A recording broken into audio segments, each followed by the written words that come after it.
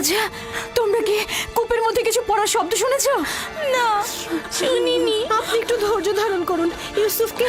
ইউসুফকে অবশ্যই পাওয়া যাবে। আমার ইউসুফ কোথায় গেল? আমার ইউসুফ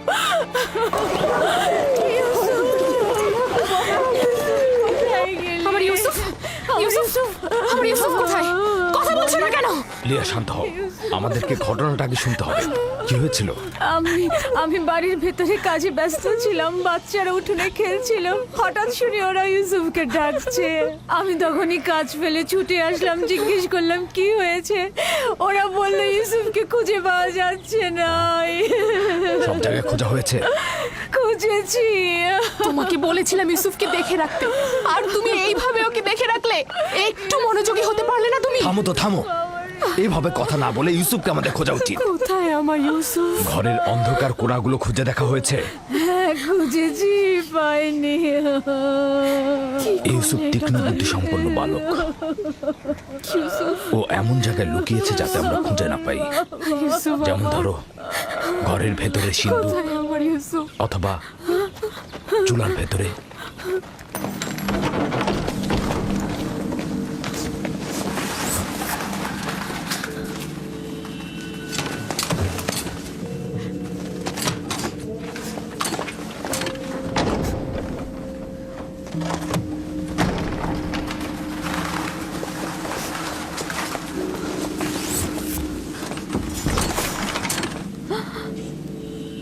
হায় খোদা!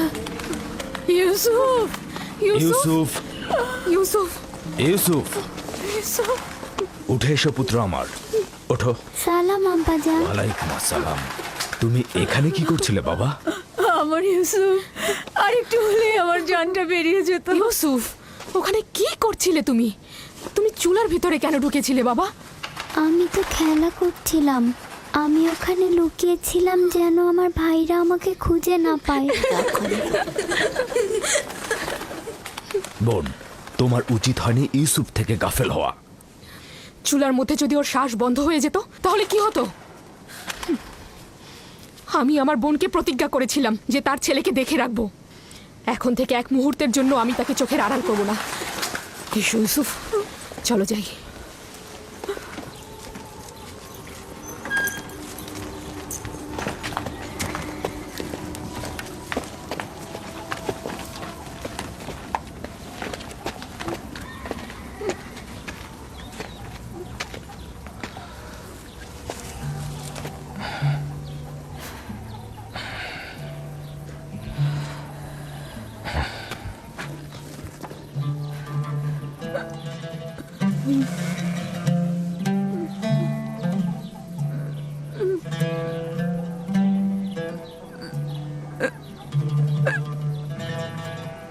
আমি যে আমার ইউসুফকে ছাড়া একদমই বাঁচতে পারবো না। লিয়া, আমাকে এত কষ্ট দিও না। আমার ভুল হয়ে গেছে, বয়স হয়েছে। প্রতিজ্ঞা করছি আর এরকম ভুল হবে না। না, আমি তো বলেছি।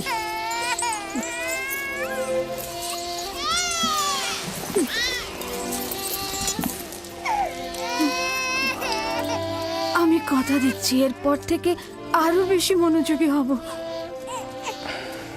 দেখো বোন, ইউসুফের দূরে থাকাটা আমরা আর সহ্য করতে পারবো না। উত্তম হচ্ছে ও আমাদের সাথেই থাক। আমি তোমাদের কাছে একটা সুযোগ চাইছি, মাত্র একটা সুযোগ। বোন, তুমি জানো ইউসুফ কোনো সাধারণ বালক নয়। ইউসুফের প্রতি কোনো শিথিলতা আমি আর সহ্য করতে পারবো না। ঠিক আছে, কিন্তু আমার আর ইউসুফের সম্পর্কটা একেবারে বিচ্ছিন্ন করে দিও না। আর কয়েকটা দিনও আমার কাছে থাকো, আমি এর মধ্যে নিজেকে সামলে নেব।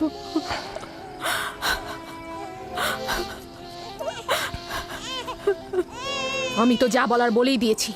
লিয়া,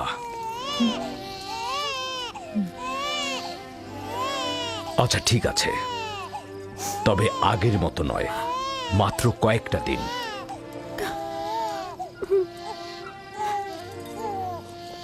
শুক্রিয়া ভাই আমার। আমি প্রতিজ্ঞা করছি আমি নিজেই ওকে তোমাদের কাছে ফিরিয়ে দিয়ে যাব। এসো ইউসুফ, লক্ষ্মী বাবা, চলো। তোমাকে অনেক ধন্যবাদ লিয়া,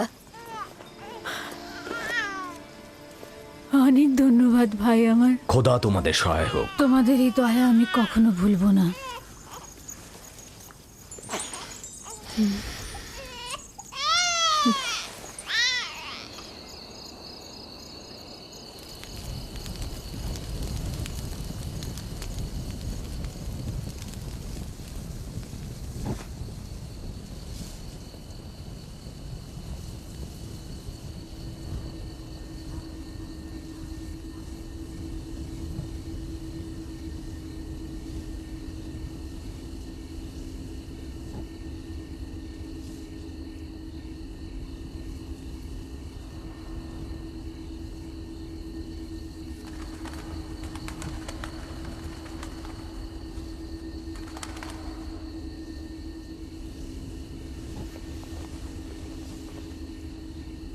আপনি এখনো ঘুমাননি ফুপুজান? তুমি ঘুমাও আমার বাবা, আমার ঘুম আসছে না।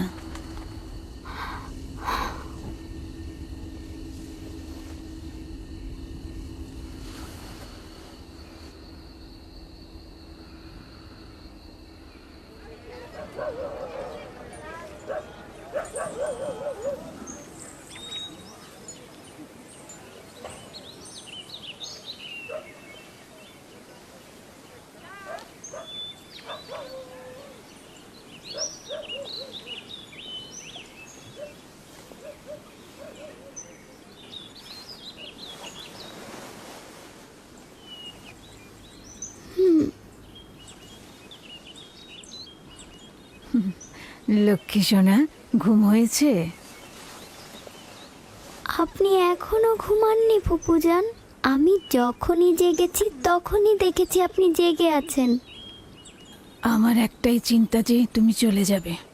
আমার সব শান্তি আর ঘুম একদম চুরি হয়ে গেছে বাবা। আমি এখান থেকে যেতে চাই না ফুপুজান, আপনার সাথেই থাকতে চাই। আমি আপনাকে অনেক ভালোবাসি, আমি আর বাড়িতে যেতে চাই না। সত্যি বলছো সোনা, তুমি এখানেই থাকবে? আপনাকে আমার মায়ের মতো লাগে ফুপুজান। আমি লিয়া খালামণিকেও ভালোবাসি, কিন্তু তিনি আমাকে বেশি আদর করার কারণে আমার ভাইয়েরা অসন্তুষ্ট হয়। আমার বাচ্চা,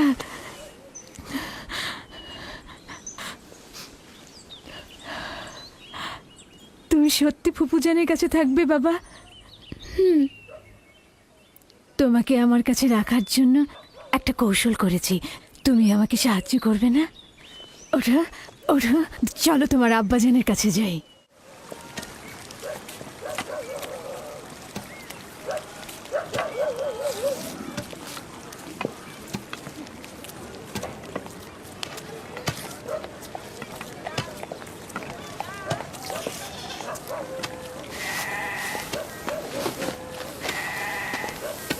সালাম আব্বাজান। ওয়ালাইকুম আসসালাম পুত্র আমার, এসো।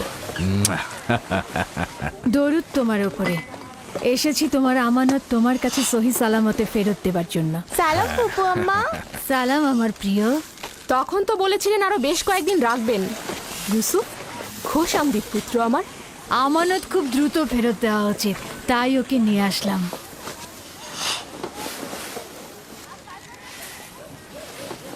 মনে হচ্ছে খুশি হওনি, তাহলে ওকে আবার নিয়ে যাই। আরে কি বলছো? তাকে ফেরত দেওয়ার জন্য কৃতজ্ঞতা জ্ঞাপন করছি। বেশ কিছুদিন তার অভিভাবকত্ব করার অঙ্গীকারবদ্ধ থাকায় তোমার বদন্যতাকে সম্মান করছি। ইউসুফ, চলো আমরা খেলতে চাই। যাও। চলো। যাও।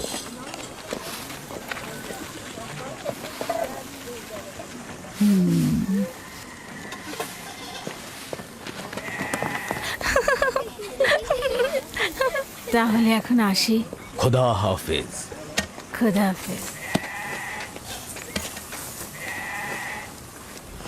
ইউসুফ আর তার ভাইদের মধ্যে পার্থক্য কি? সবাই কেন তাকে নিয়ে এত মেতে থাকে? এটা তো ভালোভাবেই বোঝা যাচ্ছে। ইয়াকুব আর তার বোন আমাদের বাচ্চাদের থেকে ইউসুফকে বেশি গুরুত্ব দেয়।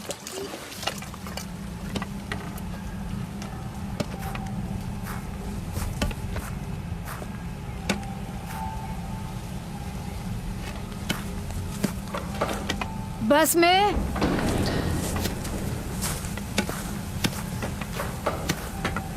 बस में জি কিছু বলবেন? আমার আব্বাজান ইসাক নবীর কোমর বন্ধনীটা খুঁজে পাচ্ছি না। তুমি কি দেখেছো? না। আমার সঙ্গে এসো। হ্যাঁ, বৃদ্ধ ইয়াকিন আর কয়েকজন প্রতিবেশীকে খবর দাও, জলদি এসো।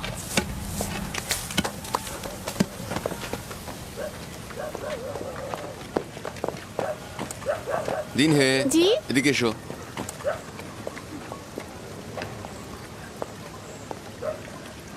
থামো, ইয়াহুদা দ্রুত করো।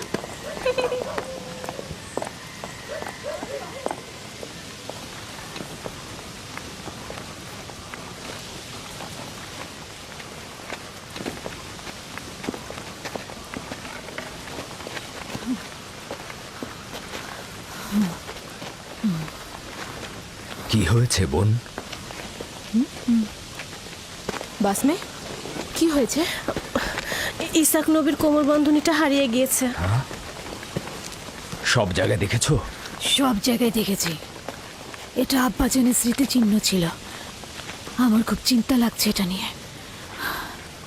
কোমর বন্ধনীটা মাঝে মাঝে ইউসুফের কোমরে বাঁধতাম। গিয়ে আবারও খোঁজো, অবশ্যই খুঁজে পাবে। সব জায়গায় খুঁজেছি, এমনকি সবাইকে জিজ্ঞাসা করেছি, কিন্তু কোথাও পাচ্ছি না। আচ্ছা, কখন থেকে পাচ্ছ না? তা কি করে বলবো? ইউসুফকে যখন আমি এখানে নিয়ে এলাম তারপর থেকে কোমর বন্ধনীটা পাচ্ছি না। তোমরা কি কেউ কোমর বন্ধনীটি দেখেছো? সম্ভবত ইউসুফ এখানে আসার আগেই কোথাও লুকিয়ে রেখে এসেছে। এমনও তো হতে পারে ইউসুফ আগ্রহের বশবর্তী হয়ে এখানে আসার সময় ওটা নিয়ে এসেছে। তার মানে ইউসুফ চুরি করেছে? সম্ভবত ও ভাবছে আমি ওকে এটা দিয়ে দিয়েছি, এটা ওর। এসব কি বলছো? ইউসুফ এরকম কাজ করতে পারে না। কোমর বন্ধনীটি খুঁজে বের করার জন্য আমি সব জায়গায়, এমনকি সকলকে অনুসন্ধান করব। যতক্ষণ পর্যন্ত না পাবো শান্ত হব না। আপনার ওই জিনিসটা তো শুধু ইউসুফের কোমরেই থাকতো, আমরা এটার ব্যাপারে কিছুই জানি না। খুব ভালো কথা। আমি প্রথমে ইউসুফ থেকে শুরু করব, যাতে কেউ বাহানা করতে না পারে। অনুমতি দিচ্ছ? জানি না কোন চতুরতা তোমার মধ্যে খেলা করছে, তবে যাই হোক, এটা আমাকে খুব কষ্ট দিচ্ছে। চতুরতা? কোনটা চতুরতা? শুনুন সবাই, আমি আমার আব্বাজানের কোমর বন্ধনী হারিয়ে ফেলেছি এবং সেটা খুঁজে পেতে চাইছি। এটা কি চতুরতা? খুবই ভালো কথা, অযথা হইচই করো না। খোঁজো, এক এক করে সবার কাছে খোঁজো, সকল জায়গায় খোঁজো।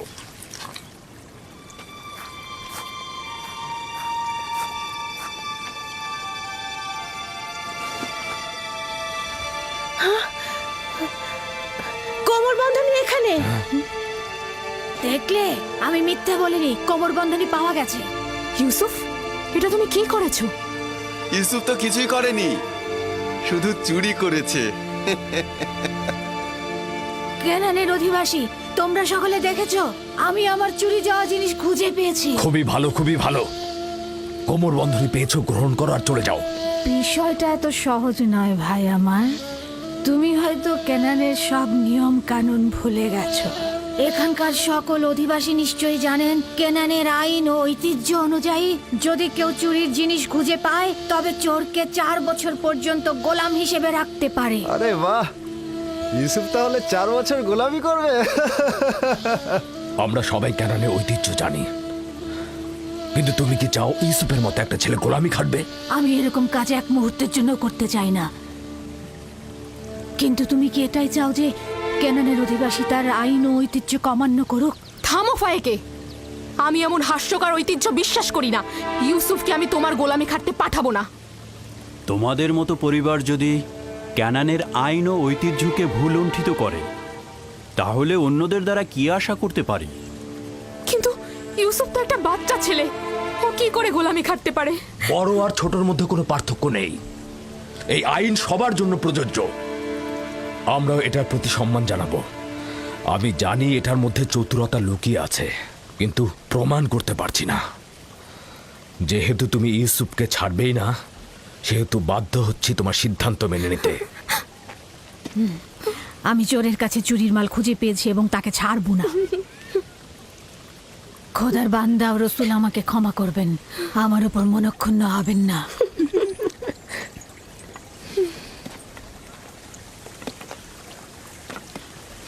চলো ইউসুফ, তুমি আজ থেকে 4 বছরের জন্য আমার গোলাম হয়ে থাকবে।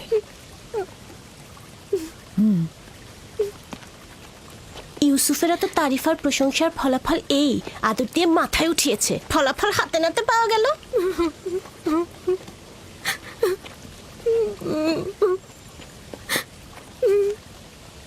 বাচ্চারা কখনো দুষ্টুমি করেও এরকম করে, এটা চুরি নয়।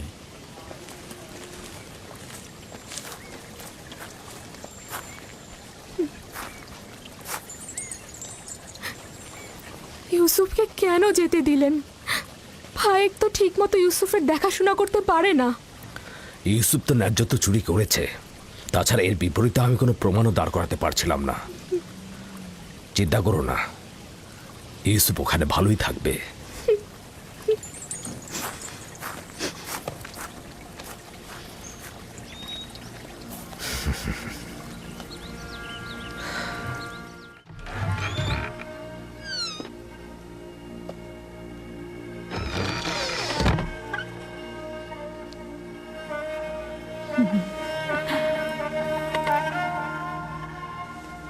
আজ থেকে তুমি আমার মালিক আর আমি তোমার গোলাম। তুমি আমার ভাইয়ের উত্তরাধিকারী, আমার বংশের প্রদীপ, আলো। এই কোমর বন্ধনী মেরাজি সম্পদ, একমাত্র তুমিই এর উপযুক্ত। না,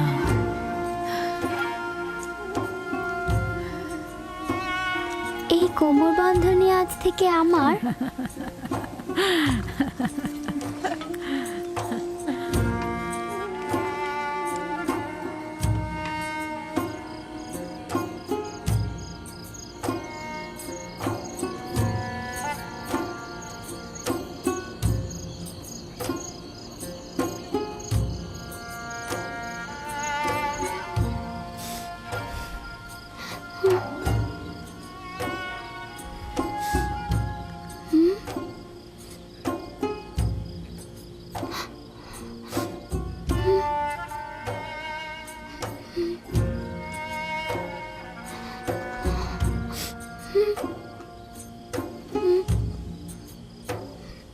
ইউসুফ,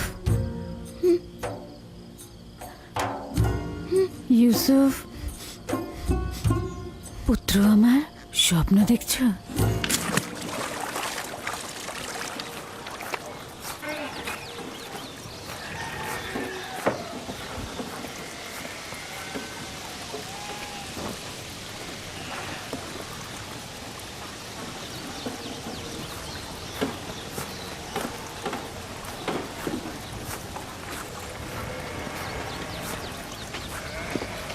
সালাম আব্বাজান।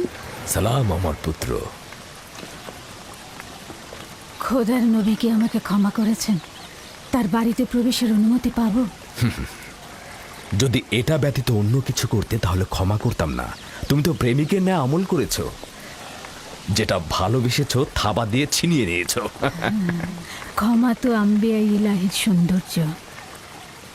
আশা করছি আমি ক্ষমার উপযুক্ত। আমি তো তোমার কোনো গুনাহ দেখছি না যে ক্ষমা করে দেব। তা হঠাৎ কি মনে করে? ইউসুফের পিড়িতেই আসলাম। ও কাল রাতে একটা স্বপ্ন দেখেছে, সেটা তোমাকে বলতে চায়। এতে সন্দেহ নেই তার স্বপ্ন কল্যাণ ও নেককারময়। ইউসুফের স্বপ্নে কখনো অপবিত্র আত্মার স্থান হবে না। আব্বাজান, কি স্বপ্ন দেখেছো তুমি? আমি স্বপ্নে দেখলাম আমার ভাইয়েরা মরুভূমিতে খেলা করছিল আর ঝোড়ো হাওয়া বইছিল।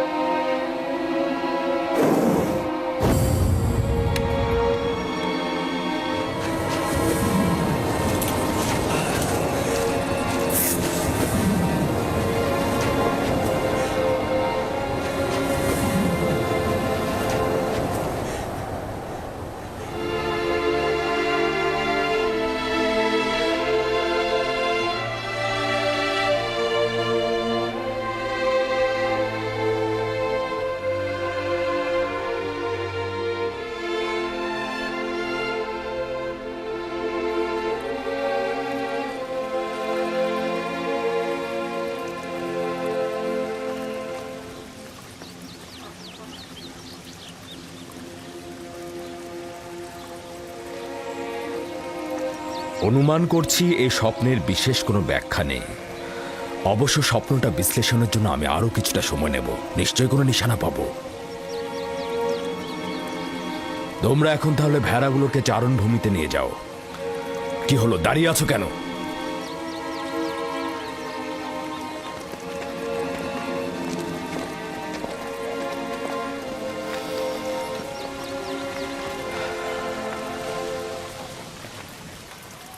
জানি না স্বপ্নের ব্যাখ্যাটা কি হবে।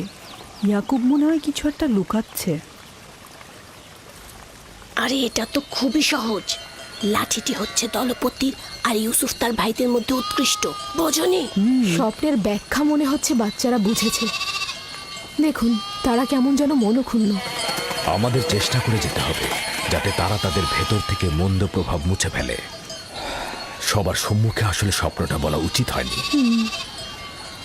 কিছু রুটি ও খোরমা তৈরি রাখো, 1 ঘন্টা পর আমি ওদের কাছে যাব।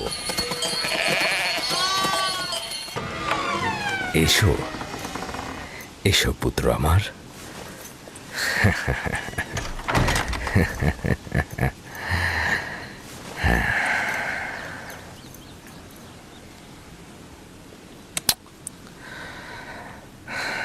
তোমার সম্বন্ধে আমি যা অনুমান করেছিলাম সেটাই সঠিক। প্রিয় পুত্র আমার, তোমাকে আমি সুসংবাদ দিচ্ছি যে ভবিষ্যতে তুমি অনেক উঁচু মাকামে পৌঁছাবে, আর ভবিষ্যতে তুমি তোমার ভাইদের নেতৃত্ব দেবে।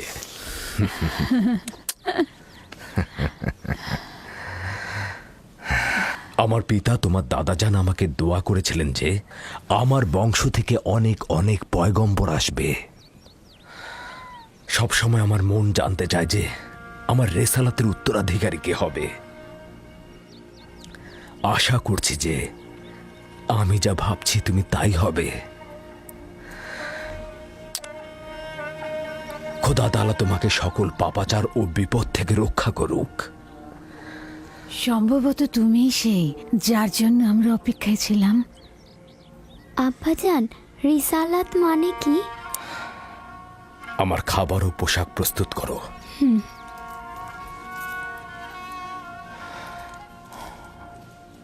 হে আমার পুত্র, রসুলগণ খোদার পক্ষ থেকে ইনসানদের জন্য প্রেরিত। তারা ইনসানদের স্বাধীন পথ, হেদায়েত কামেল ও খোদার দিকে ধাবিত করেন। তুমি তোমার স্বপ্নের কথা আর কাউকে বলবে না, বিশেষত তোমার ভাইদের। কেন আব্বাজান? কারণটা হচ্ছে সম্ভাবনা আছে যদি তারা শোনে তাহলে তারা প্রতিহিংসার আগুনে জ্বলতে পারে এবং তোমার সাথে দুশ্মনী শুরু করতে পারে। আমাকে তো চিন্তায় ফেলে দিলে ভাই। আমাকে তো ইউসুফের প্রতি আরো বেশি মনোযোগী হতে হবে।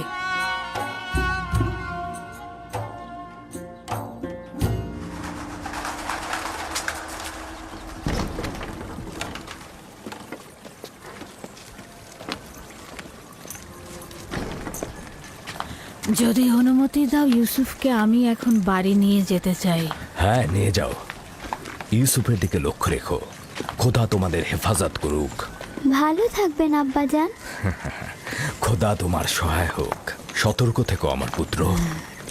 রাতে যখন ফিরবে ইউসুফকে আবার নিয়ে আসবো।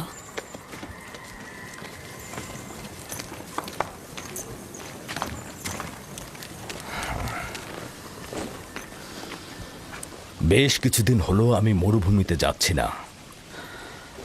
সন্ধ্যায় বাচ্চাদের সঙ্গে ফিরব। আমাদের সন্তানগণ ভাবছে তাদের প্রতি তোমার মনোযোগ কমে গেছে।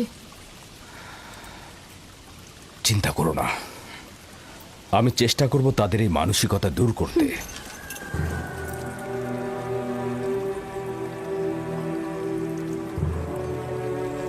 ইউসুফ আর বেনিয়ামিনের উপস্থিতি ইয়াকুবকে তার অন্যান্য সন্তানের প্রতি অমনোযোগী করে তুলেছে। খোদা হাফেজ। খোদা হাফেজ।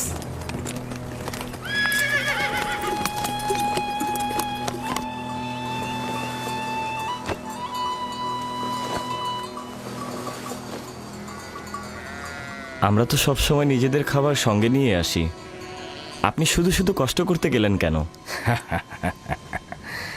তার মানে কি আমার অধিকার নেই যে আমি আমার পুত্রদের জন্য খাবার নিয়ে আসি?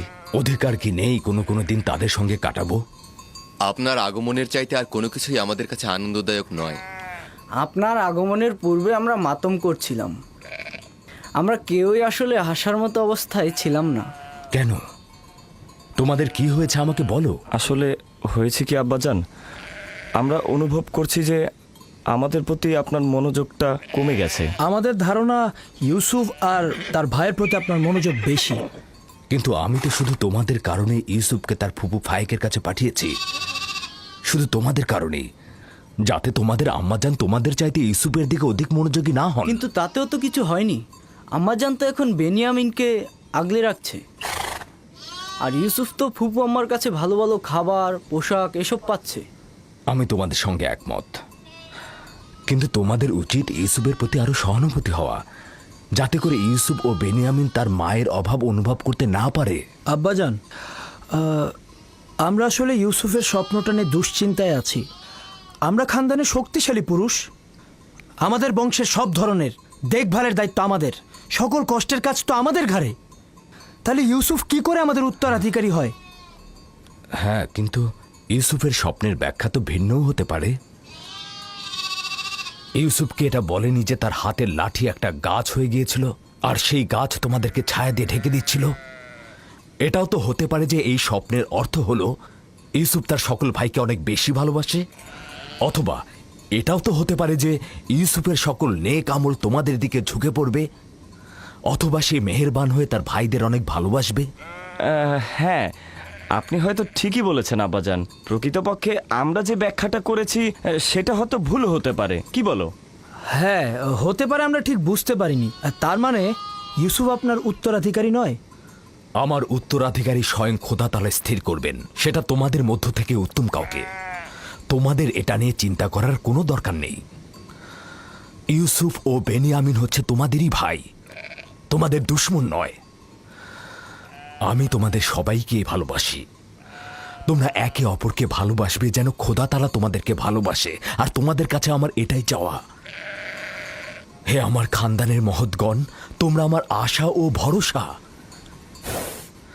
আমি সব সময় অনুভব করেছি যে তোমাদের উপর হেলান দিয়ে আমি উষ্ণতা পাবো। তোমরা হলে সাহসী যোদ্ধা। তোমাদের উপস্থিতি তো ইয়াকুবের দিলকে কখনো দুশ্চিন্তায় মশগুল করতে পারবে না। আব্বাজানকে যে কষ্ট আমরা দিয়েছি সেজন্য আমরা ক্ষমা চাইছি আব্বাজান।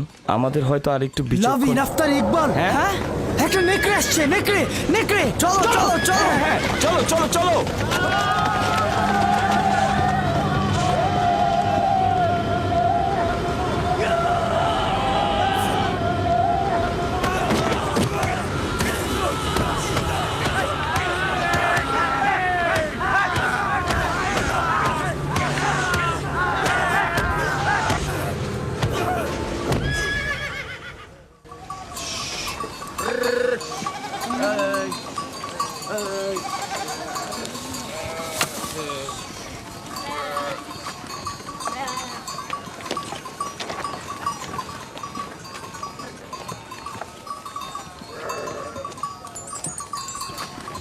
এটাকে কে হত্যা করলো? আমরা সবাই মিলে এটাকে মেরেছি। আমাদের ভেড়ার পালের উপর এই নেকড়েটা আক্রমণ করেছিল, আমরা সবাই তাকে পিটিয়ে মেরেছি। নেকড়েটা যদি তোমাদের উপর হামলা করতো? তার আগেই আমরা ওটাকে শেষ করে দিয়েছি। সে যাই হোক, খোদা আমার এই পাগল আর ভয়হীন বাচ্চাদের কল্যাণ করুক। আপনিও নিশ্চয়ই এতে অংশগ্রহণ করেছিলেন? আমাকে তোরা হস্তক্ষেপ করার ফুসরতি দেয়নি। আমি উঠে বসার আগেই তোরা একদম নেকড়ের কাজ খতম করে দিয়েছে।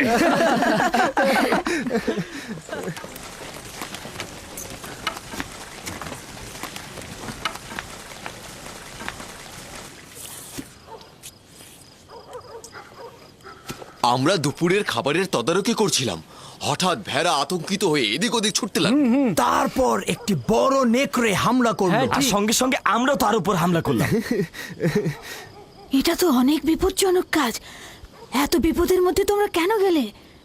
এটা তো খুবই সহজ হিসাব। নেকড়েটা আমাদের ভেড়ার উপর হামলা করেছে, আমরা ওর উপর হামলা করেছি। যার কাছে যা ছিল তাই দিয়ে হামলা করেছি, লাঠি দিয়ে, পাথর দিয়ে থেতলে দিয়েছি। প্রথম তো আমি লাঠি দিয়ে আঘাত করলাম, তারপর লাভি পাথর দিয়ে আঘাত করলো। পালাবার কোনো সুযোগই দিলাম না। আমার দিকেও তেড়ে এসেছিল, কিন্তু আমি যদি ভয় পেতাম তাহলে আমাকেই হামলা করতো। ইস, আমি যদি থাকতে পারতাম। আব্বাজান, আমাকে অনুমতি দিন, আমিও ভাইদের সাথে মরুভূমিতে যেতে চাই। না আমার অন্তর, এখনো তুমি অনেক ছোট, আর একটু বড় হও তারপরে যাবে। খাও। শামুন, লভি, ইয়াহুদা, বাইরে এসো। এই চলো আরে, নেকড়ে চলো চলো চলো বাইরে চলো ফেলে দিতে হবে। এসো আমিও যাই। যাও এসো এসো। আসছি। যাও আমার পুত্ররা, যাও ক্যানানের কুকুরগুলোকে আতঙ্ক মুক্ত করো।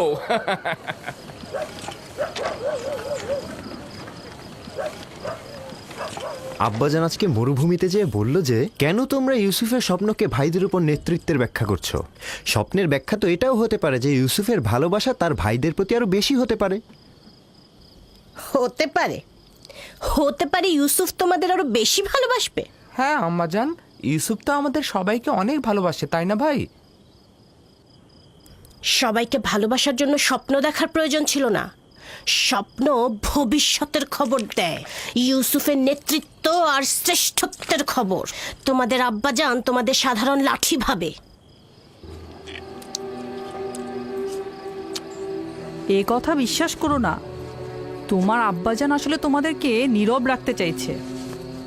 বেলহে বলেছে এই স্বপ্নের যদি হাকিকত থাকে তাহলে সেটা হবে তোমাদের উপরে ইউসুফের নেতৃত্ব আর কর্তৃত্ব। মনে রাখবে। কিন্তু আমরা তো ইউসুফের সাথে খেলেছি, আমাদের তো এমনটা মনে হয়নি। বোকার দল, তোমাদের পিতা চায় না তোমাদের সাথে ইউসুফের কোনো বিদ্বেষ থাকুক। সে চায় তার মতো করে ইউসুফকে সবাই ভালোবাসুক।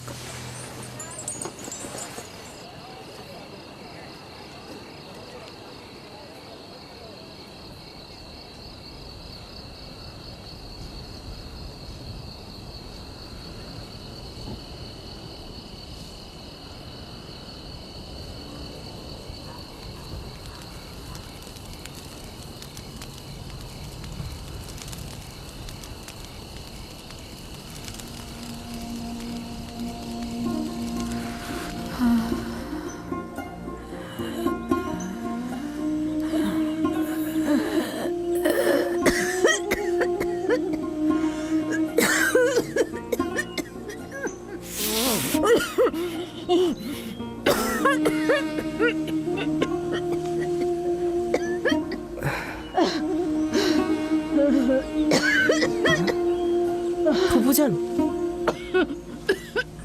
ফুফুজান, ফুফুজান,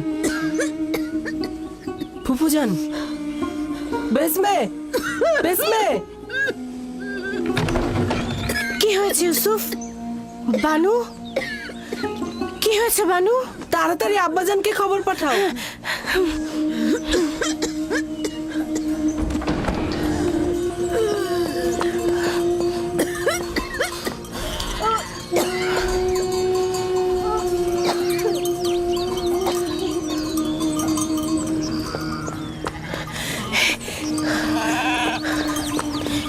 হে খোদার নবী,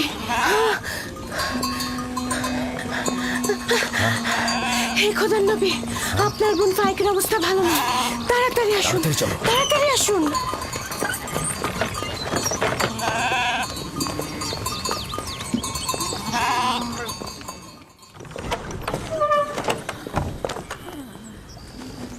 সালাম আব্বাজান, ফুফুজানের অবস্থা একদমই ভালো না। বোন আমার, কি হয়েছে তোমার?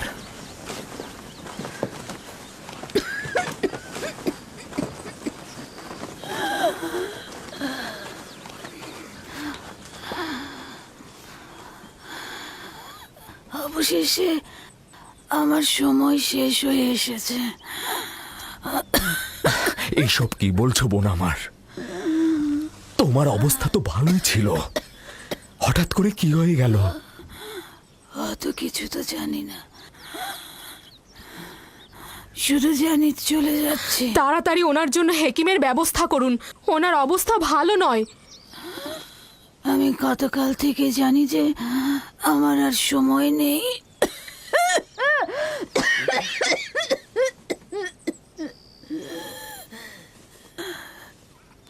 তোমরা সবাই আমার কথা শোনো। গতকাল যখন বাড়ি থেকে চলে আসার জন্য পিড়াপিড়ি করছিলে, তখনই আমার বোঝা উচিত ছিল এই দুনিয়ায় আমার কিছুই নেই, যা আছে ইউসুফকে দান করে যাচ্ছি। এবং আমি তার কাছে ক্ষমা প্রার্থনা করছি। তোমার কাছেও ক্ষমা প্রার্থনা করছি। এই 4 বছর মিথ্যা অপবাদ দিয়ে ইউসুফকে আমার কাছে রেখেছি।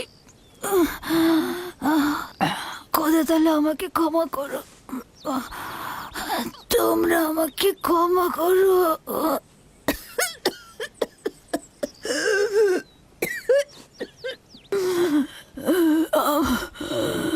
আমার ইউসুফ চোর না।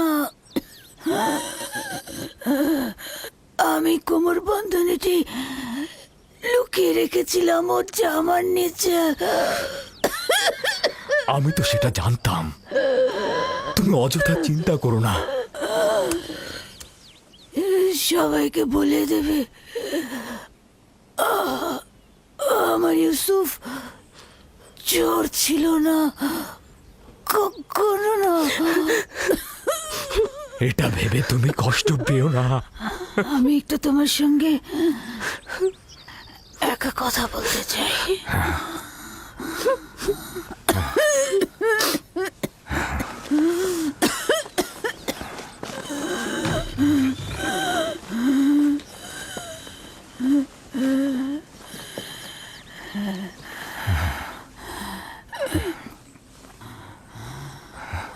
ইউসুফ, খোদার আয়াত সমূহের মধ্যে একটি আয়াত এভাবে কারোর জন্য নিয়ামত রহমত, কারোর জন্য ক্ষতি ও লোকসান। আমি পরশ্রী কাতরতা বিদ্বেষ দেখতে পাচ্ছি। ইউসুফের দিকে লক্ষ্য রেখো, সে নবুয়তের পথে রয়েছে।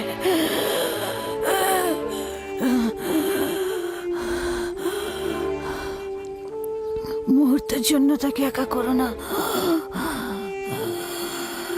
ক্ষণিকের জন্য তার প্রতি গাফেল হয়েও না।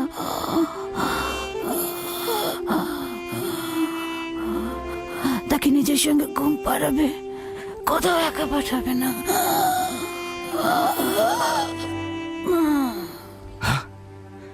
বোন, বোন আমার, তোমার সফর কল্যাণময় হোক। তোমার সফর কল্যাণময় হোক। আমার সালাম আমাদের পিতা ও মাতাকে পৌঁছে দিও। রাহেলকেও আমার সালাম দিও। আমাদের দাদা ইব্রাহিম নবীকেও আমার সালাম পৌঁছে দিও।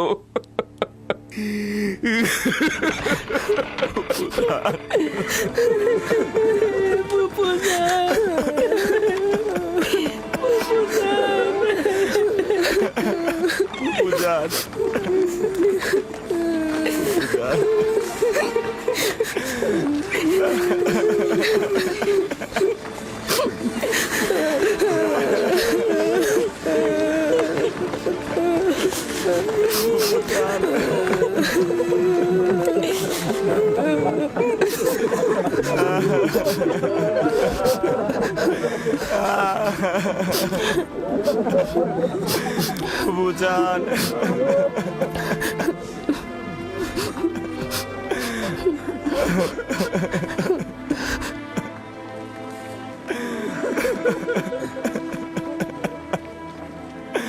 ফুপুজান,